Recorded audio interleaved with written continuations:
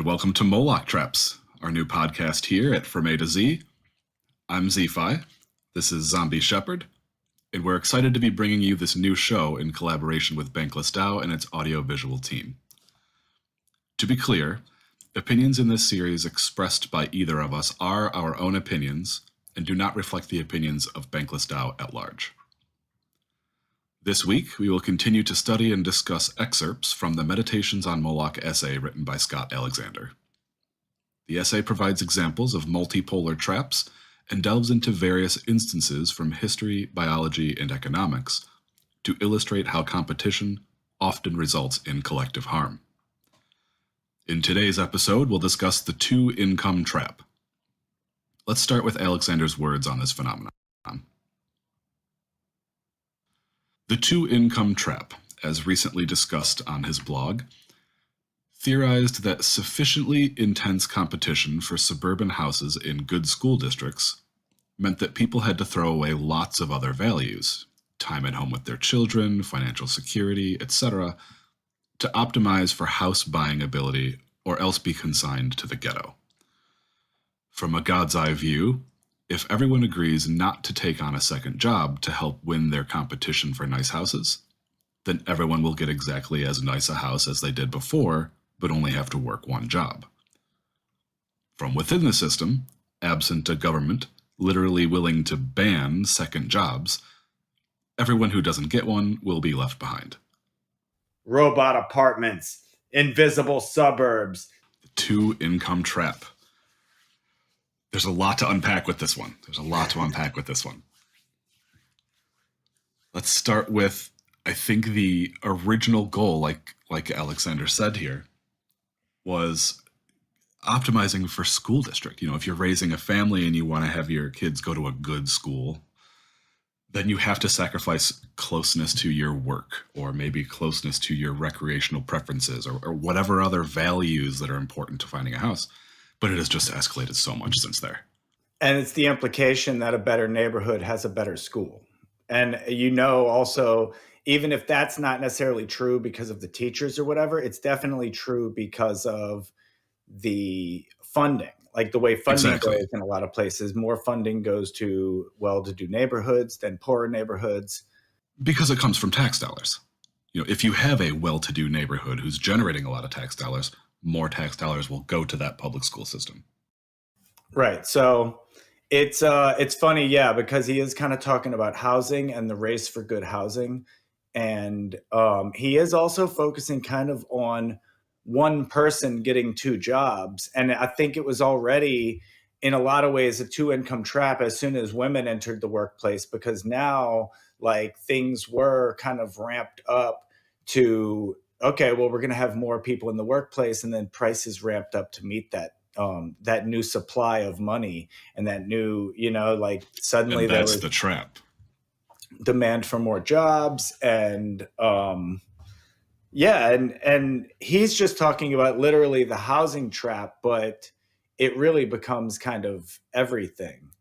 Hey ladies, drop it down. Just wanna see you touch the ground. Don't be shy, girl, go bonanza. Shake your body like a belly dancer. Hey ladies, drop it down. Just wanna see you touch the ground. Don't be shy, girl, go bonanza. Hey ladies, drop it down. Just wanna see you touch the ground. Don't be shy, girl, go bonanza. Shake your body like a belly dancer. Hey ladies, drop it down. Just wanna see you touch the ground. Don't be shy, girl, go bonanza. It's a little bit of that keeping up with the Joneses motivation where so-and-so's got a new car. Well, I also want to have a new car. Or, they've got the new whatever subscription and I need to generate a few more discretionary dollars to also get this subscription fee. And the new iPhone. It escalates. And there's always something new for you to need. The handbag. But yeah, and then it becomes, it's so ramped up now that like you need two partners with two jobs each. Yeah, you're right. It escalated from one person having to work two jobs to now both people in the household are working. And now maybe both people in the household are working two jobs each. Because why? Because you need two cars. Why? To get to two jobs. Hey ladies, drop it down. Just wanna see you touch the ground. Don't be shy, girl, go bonanza. Shake your body like a belly dancer. Hey ladies, drop it down. Just wanna see you touch the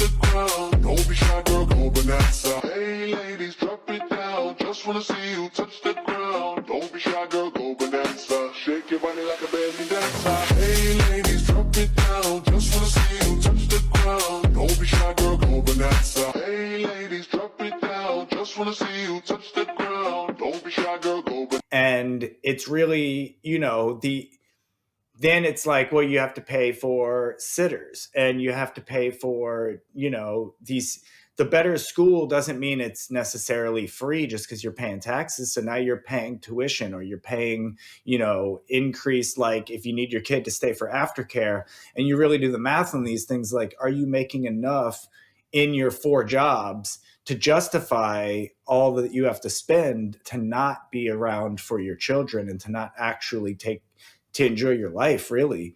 And that's the trap of it, is that That's the sacrifice. You're sacrificing the quality of life. And more importantly, you're sacrificing raising your children yourself. And when you're not raising your children, who is? And obviously the first Moloch will. Well, I think that we first want to blame teachers and we want to think about like aftercare and all these other things. But the reality is, for 100 years, we've been raised by television, and Moloch is there trying to sell to all of us. And I think that we're at a point in the market where, all of the adults have already been drawn into the market in every way you can possibly get them. And the demographic just keeps aiming lower and lower and lower.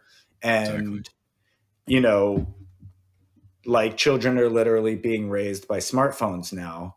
And Moloch is there imprinting things in their mind and imprinting this consumerism and the need to just fill the bottomless pit, That a lot of great points here, a lot to unpack. And in our research, we uncovered a speech by Russell Banks from the Harvard Divinity School. I think it was a speech for the Harvard Divinity School.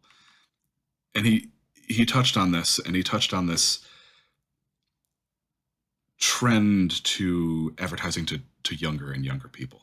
Initially, like you said, we've been living with the TV in our households for 100 years almost now. And that might be a stretch. I wish I knew the exact date TVs came out. I want to say 50s or 60s, but yeah, I might have stretched it a Approaching little. I don't quickly. think they had TVs in the 20s. You're right. let's say 60 But they did have years theater, and they did, there was was always the entertainment. beginning. That was the beginning of like the newsreel and stuff like that. That's when we start, you know what I mean? So if you want to talk about like news as entertainment, I mean, come on. You know what I mean? Like, But that TV was designed to deliver advertisements to you so that you would buy right. in between bits of entertaining content, right?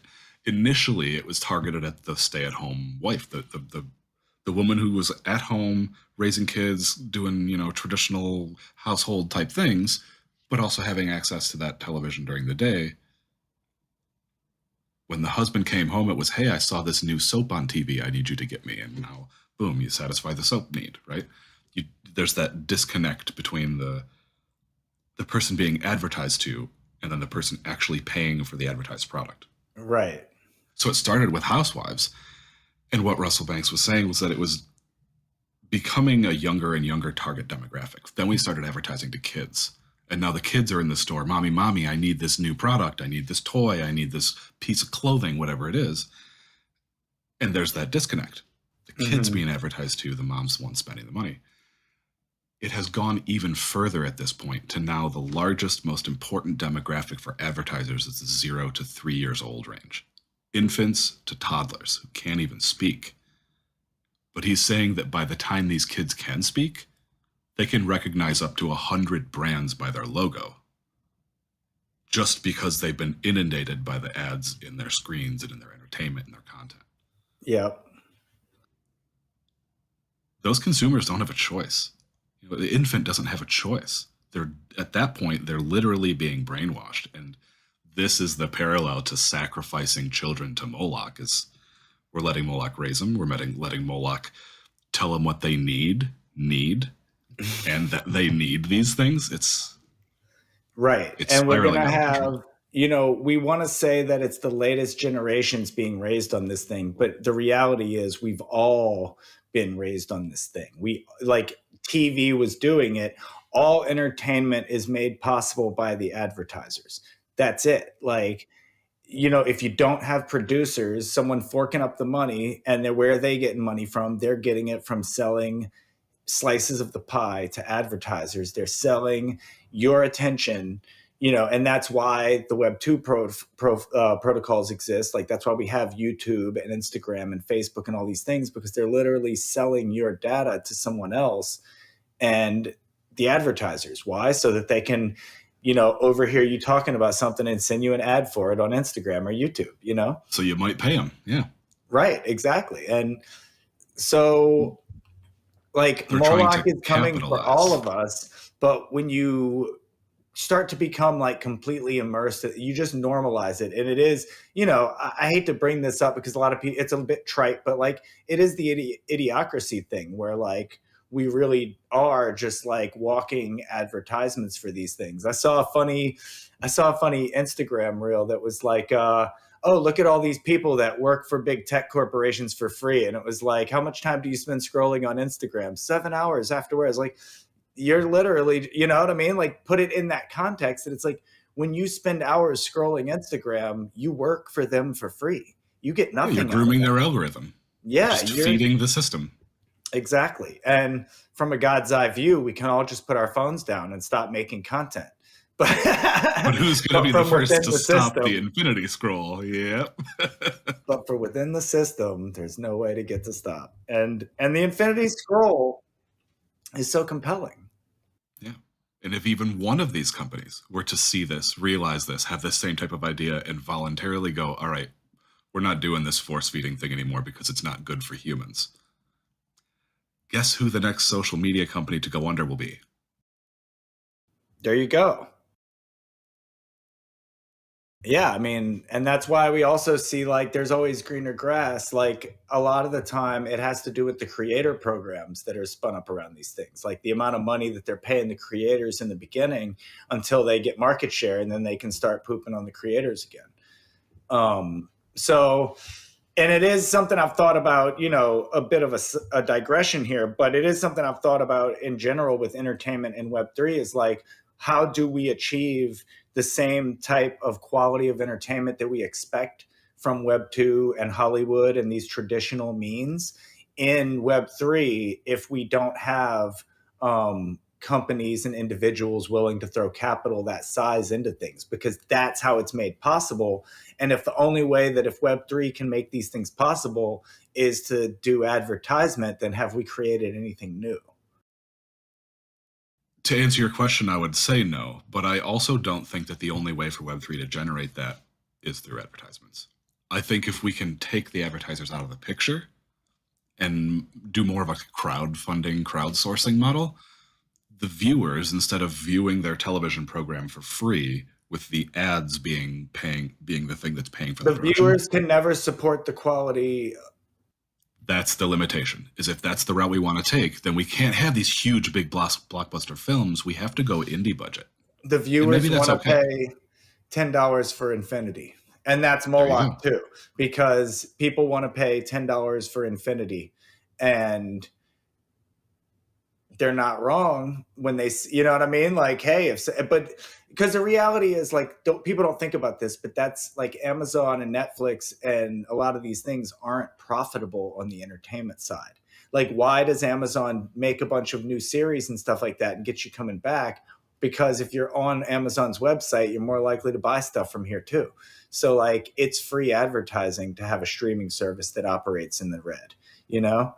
And Netflix is just like propped up by investment money. Like, they're not profitable based on their $15, $16 a month. Like, they're not actually profitable.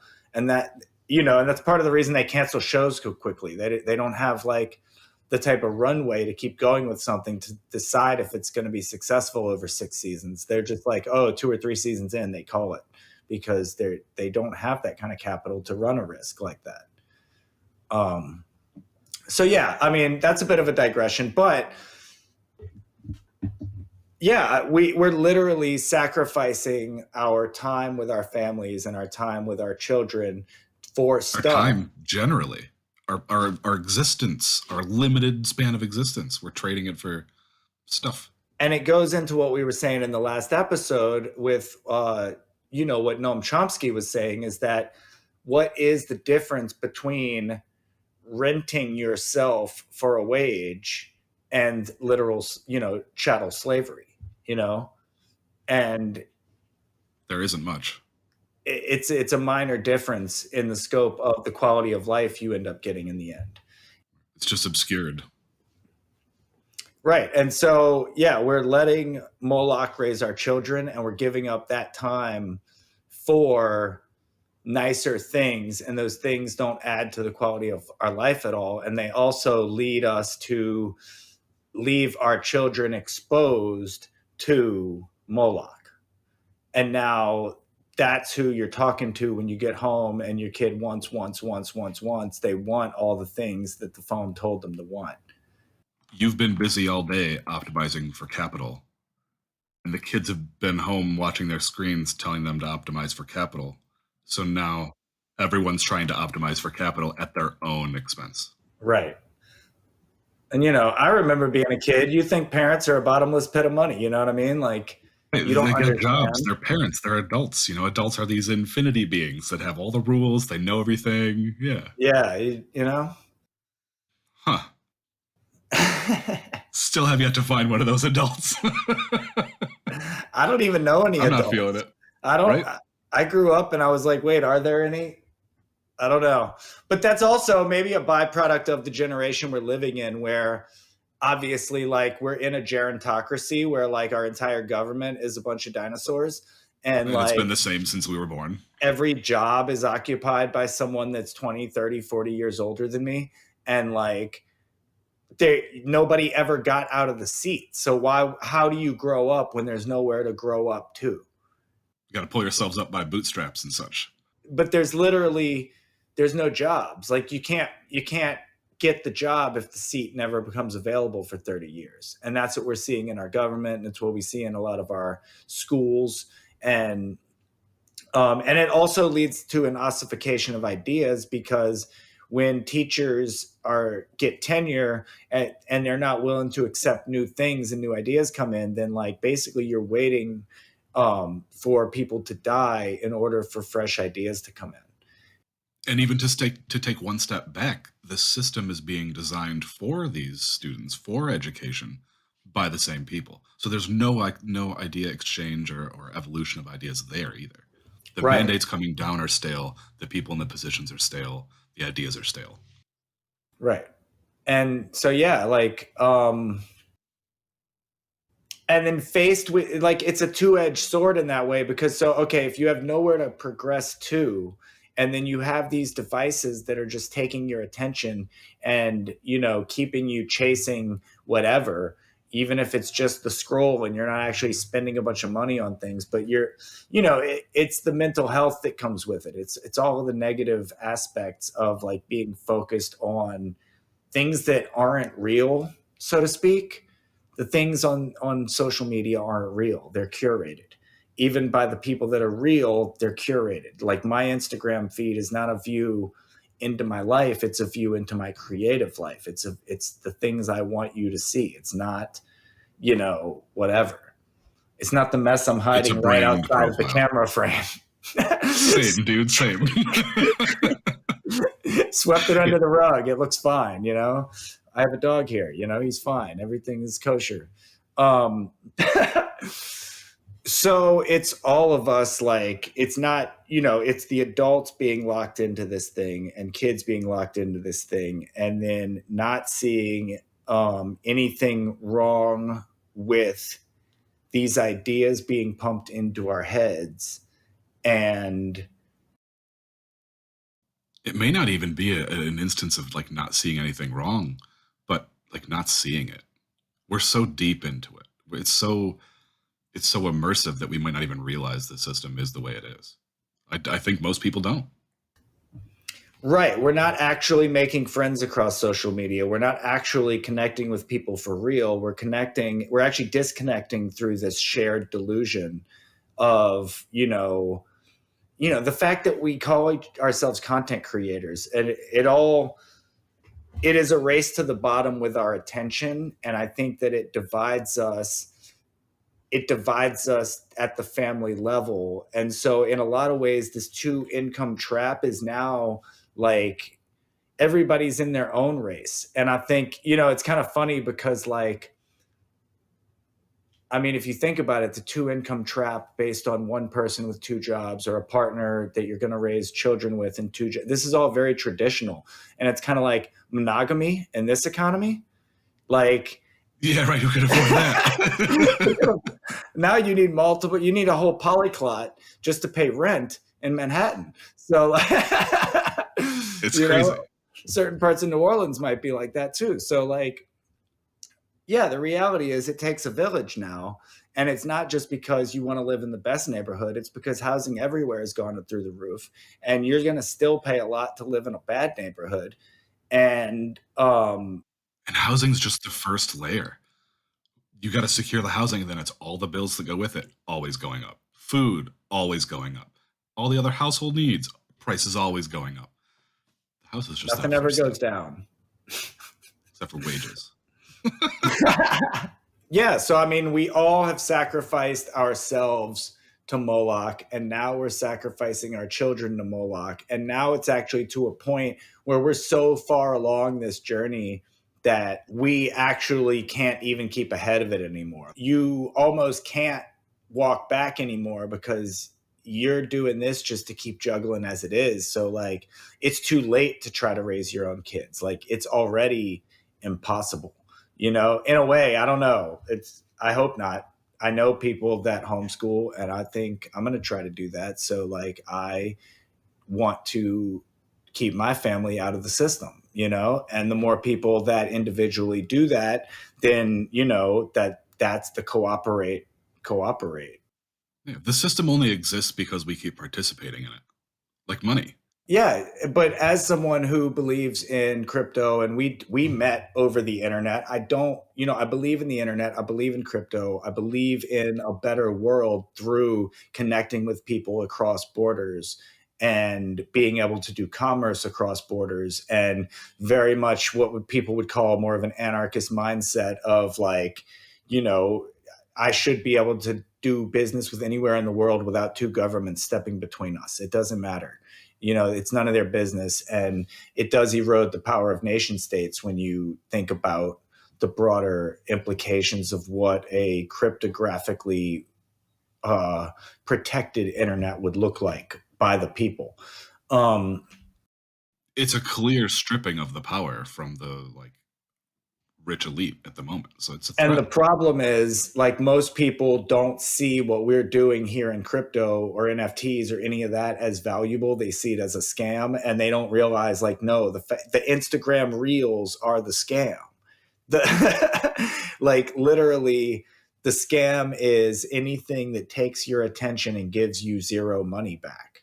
And I mean, not to say that everything is the monetary value, but that's all you are to them.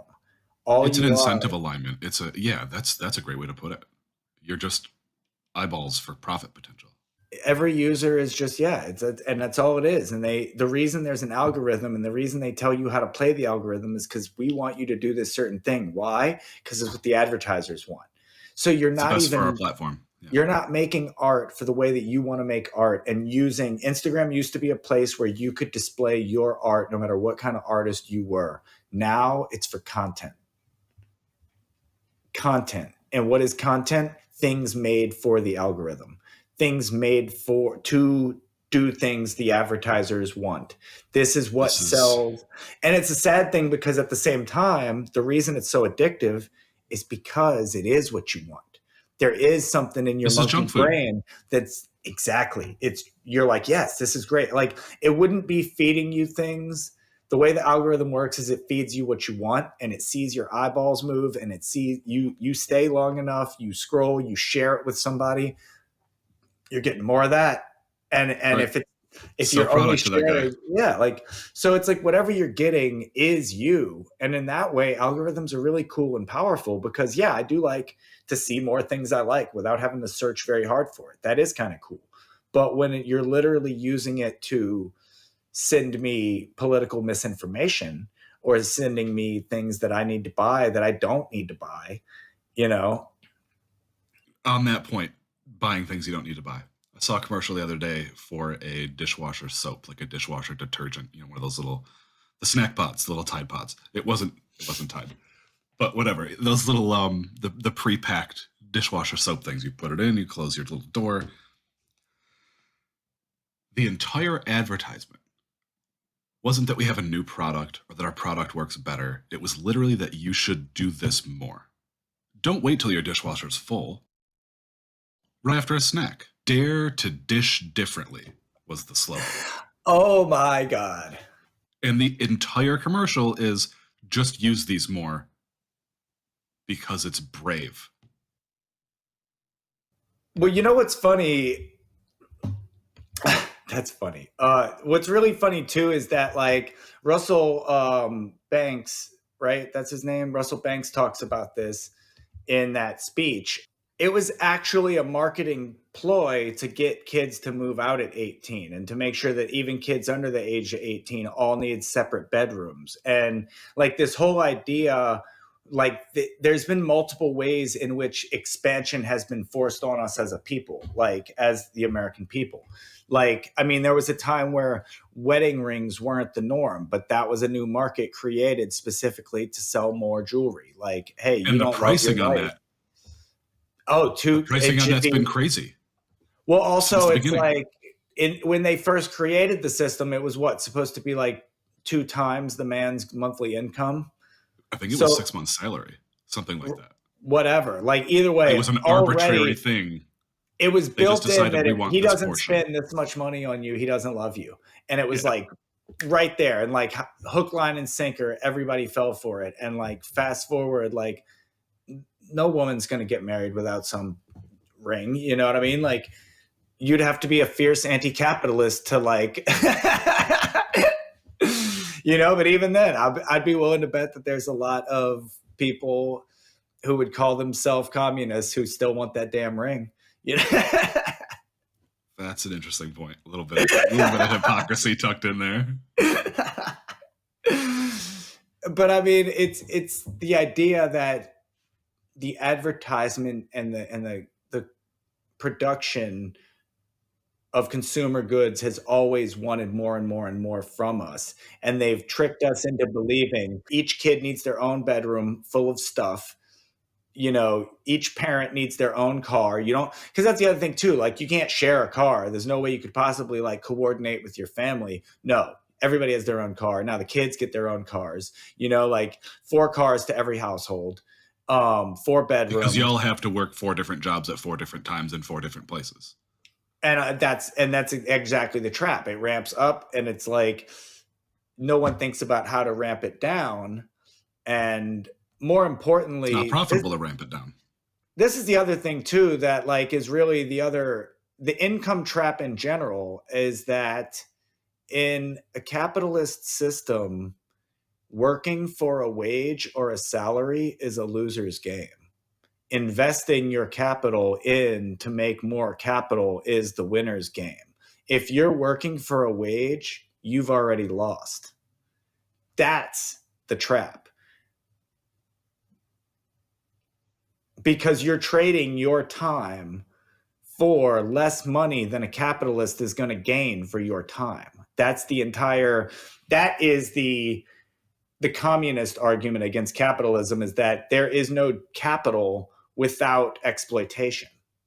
You got this money from somewhere. You got it on the backs of laborers by underpaying them. And so that is actually the bigger, like, that's the, like, if you're pro capital, the first thing you have to ask is, well, where did the capital come from? And not just communism, but lots of systems would say, well, in the US, where did the dollar gain its value? Well, it gained its value off of slavery.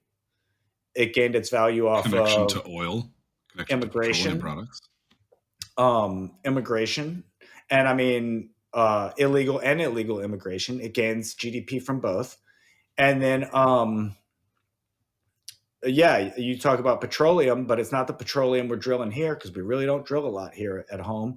It's the petroleum we get from wars.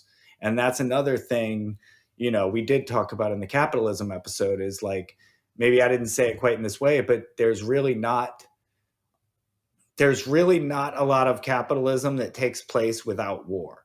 And in that way, we still have never gotten around the boom of new land being where we get new income from. We are still in that Malthusian thing, because where do we get all our oil from? Oh, by starting wars in the Middle East. Like, would there be any booms over the last 40 years if not for all those wars? And also, when you talk about booms, I didn't even think about this until recently, but when you talk about these booms, you talk about the GDP as a whole, and you never think about, well, how much of that boom was eaten up by the war machine? How much of that was literally in arms deals? How much GDP was actually produced by anything other than arms production? Yeah, producing a plane just to crash it so you can build a second plane. Yeah. So, and I think that's something we largely don't, when people talk about the taxes being too high and then they go after social services, they never go after the fact that, like, how much of our budget is literally the military. Or interest. The biggest portion of our budget is interest. Yeah. So, well, that's all we pay. That's how we keep our loans afloat, is by paying the interest every year. Otherwise, we would be defaulting. But that's another conversation altogether. Sure is. So like I was saying though, having an income based on an hourly wage and based on a salary is already a losing game, and it's the game we're taught in schools. So when we also talk about, like, the phone isn't the only Moloch that was after our children. Like, we were all raised to believe that if you work hard and you just, like, got a factory job or whatever, like, low income job, you'd be fine and the house would be there for you. But the market is proving otherwise. And now we've got a whole demographic of people that say, hey, if you can't get a job other than Burger King, you deserve to die. And it's like, wow, that's where the American dream is, right? Like, we went, you know what I mean? Like, you're lucky you have a job. The American dream is being employed at a subsistence wage. Yeah, that's the other, when you're employed and you literally, that employment doesn't equal a job, like a living wage, and it doesn't equal keeping food on the table for your family, it feels like there's no point in doing it, because you're not ever going to get You're ahead. not generating capital. There's no capital to reinvest in yourself. All the capital that you're generating goes back to the things that you need to pay for. Right. And the other part So is you that, just like, flatline. people don't talk about how hard it is to have two jobs, meaning not just like the literal, like, having to have two jobs and scheduling it, but managers are generally, I hate to paint with a broad brush, but managers are pretty unforgiving people when it comes to the schedule, and they don't want to have to deal with every employee having a new schedule every week. And they really don't care about you having to get your kids to school, or you having an emergency pop up, or you having another job that also has a schedule. Like, so having two jobs with conflicting schedules and constantly having the stress of having to deal with two managers at two different jobs or gig work or whatever else you do. And, I'm not exempt from this. Like, like, as a freelancer and as a person with a W-2 job, like, and an investor in certain things, like, it is constant juggling of attention and time. And it is often, I feel like, going to work and having to work at a job is wasting my time. I could be doing something with this time. I'm often sitting there at a job going, I'm just a warm body. Yesterday was that shift for me. Same thing. The whole shift was really slow, and all I'm thinking is there's so many other more valuable things that I could be doing with my limited time. I need the money. And that's the real question, is, like, unless I could be using that time to make more money elsewhere, then I guess I might as well be here. And that's the great thing about being able to do remote work, because I can often do things for the DAO or for our show, like from my phone or from my laptop from another place. So I can double dip in that way, where I can get other things done. And that's what's great about technology. But also, here I am saying how great it is that I can work anytime. That I can reach subsistence. Oh, wow. It's like, I can work whenever I want. Like, I can't enjoy life whenever I want, but I can work whenever I want. Oh boy. Like, It's like in the early 90s, they had like things like advertisements that showed a guy like getting a fax at the beach while he's got a Corona and like chilling with an umbrella and his drink and the whole deal. And it's like, is this hell? Is this what you really want? Fax when I'm at the beach? Like, yeah. You got to do what you got to do, though. Yeah, we are there, and people are in a situation where that might be the necessity to survive. The 2-income trap, like this is like the 10-income trap for some of us. Some of us are like, if you're a freelancer, how many side gigs do you need? Right. So I think my takeaway is just that there's not really an escape. There's not. We wouldn't suggest, hey, don't get a second income. Ultimately, you have to do what you have to do to survive. But be aware of the fact that everybody doing what they have to do to survive raises the bar for what everyone has to do to survive. And that's the feedback loop. Right. And another thing, this is a bit of another concept I'll introduce right at the last second, but a lot of things end up separating you from your community and separating you from your family when you accept these Faustian bargains and you get famous or you get rich or you strike it in one of these magical ways that everyone in the American dream thinks it's coming for them one day. Like we all think we're one day going to be a celebrity and we're going to be famous, and like the fairy godmother just has to bless us, or the Illuminati or whoever. You'll have enough money someday if you hit the lottery. Right. And so the idea there is that you strike the deal with the devil and therefore get everything you've ever wanted. And I think in a lot of ways, like some people get that thing and they get to run away from there. You know, they get up to this other level where they end up having to leave other people behind. And that in and of itself is Moloch saying, you know, oh, you're on another level than people. And in a lot of ways, those other people are going to be jealous. And maybe you do have to distance yourself from people who are going to try to tear you down. Suddenly your success is a liability for you and your family. Right. So it strikes both ways. And but also, I think that our powers that be and the rich people of the world and the people who use the internet to sacrifice children to Moloch, and who made these systems that are made to turn us into consumer slaves, those people have made a Faustian bargain. And I don't think that it's going to be something that in the end, like if you were that person at the top, would you want a world full of zombies? Would you want a whole, like, you know what I mean? Like, I know what you mean, but the answer here sucks. And is it profitable? That's the scary answer, is like, yeah, they would gladly make everyone into mindless zombies if it meant it was easy to rule the world.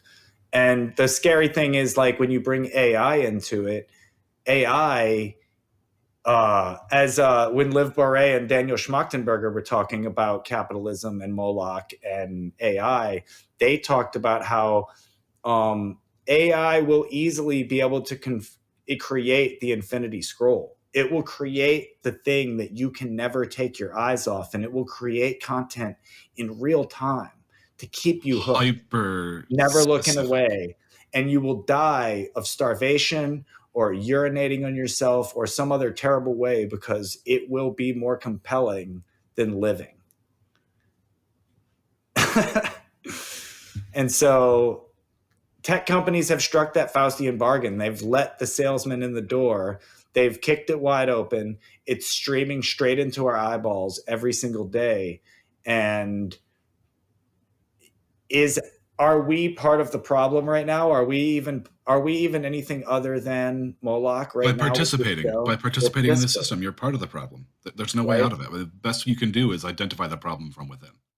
Right. Like, we're demanding your attention, but is it any are we like those public station preachers up late at night telling you the devil's coming, repent, and like fire and brimstone, Moloch is here? I hope not. We're not Moloch, but is he? But we're totally Moloch. We're traffic. You know what I mean? Like I was saying before, like we are traffic. We are Moloch. It isn't an agent that acts on its own. It is a collective result of our actions. Yeah, I mean, you know what? I guess that's a good place to end this on, is like, you know what? There's plenty of grass out there to touch. Yeah, go touch some grass is Go right. touch some grass, like go touch some grass. Put the phone down. Go raise your own damn children. Take your kids to the park. Yeah. Love your pets. You know what I mean? There's even digital toys for pets now. Like, what the hell are we doing? Chasing profit, optimizing for capital. I'd still, you know what? After even this, like, it sounds like I'm anti-internet, anti-TV, anti-video games. No, I'm not. I'm still a solar punk or whatever at heart. Like, I still believe in a future where we're going to see technology make life better, but we definitely like have some competing forces that are out to destroy us. Both mentally and physically, as you brought up with the food.